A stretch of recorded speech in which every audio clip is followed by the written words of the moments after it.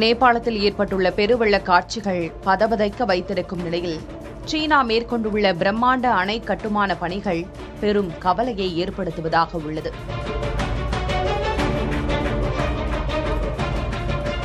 நிலநடுக்க அபாயம் மிகுந்த இமாலய மலைப்பகுதியில் இந்திய எல்லையை ஒட்டி சீனா பெரிய அணை ஒன்றை கட்டி வருகிறது. மெடாக் பகுதியில் சாங்போ ஆற்றின் குறுக்கே 60,000 மெகாவாட் மின் உற்பத்தி திறனுடன் இந்த அணை கட்டப்படுகிறது. இந்த ஆறுதான் இந்தியாவில் பிரம்மபுத்திரா என்ற பெயரில் ஓடுகிறது.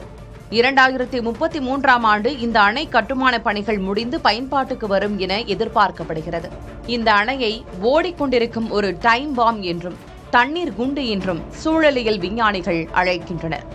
இமயமலை பகுதியில் ஏற்பட்ட சிறிய பாதிப்பே நேபாளத்தில் பெரும் இயற்கை சீற்றத்திற்கு காரணமாகியுள்ள நிலையில் நிலநடுக்க பகுதியில் ஆற்றின் போக்கை தடுத்து கட்டப்படும் அணை நினைத்து பார்க்க முடியாத பேரழிவை ஏற்படுத்தக்கூடும் என சூழலியல் நிபுணர்கள் எச்சரிக்கின்றனர்.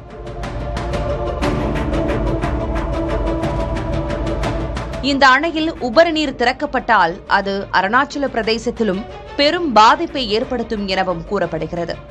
இந்த அணையை சீனா ஒரு ஆயுதம் போல் பயன்படுத்துமா என்ற அச்சமும் எழுந்திருக்கிறது. இதையடுத்து முன்னெச்சரிக்கை நடவடிக்கையாக சீனா திறந்துவிட வாய்ப்புள்ள கூடுதல் நீரை தடுத்து நிறுத்த அருணாச்சல பிரதேசத்தில் இந்தியா பெரிய அணையை கட்டி வருகிறது.